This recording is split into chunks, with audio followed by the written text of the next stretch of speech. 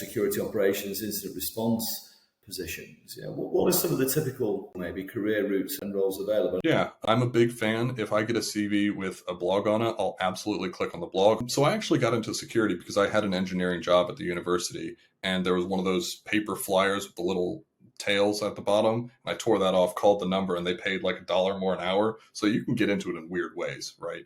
So be open and keep your eyes open.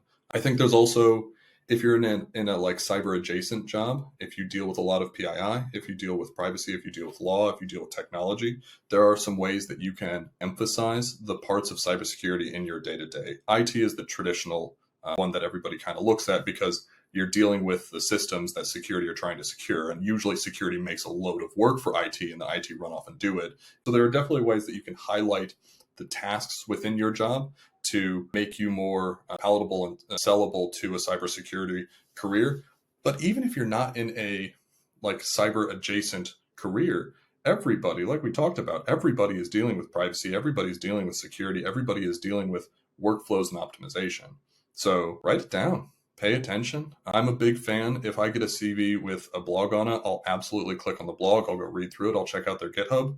One of the things that I really look for in budding security professionals is consistency and the ability to communicate on paper, right? Write me a report.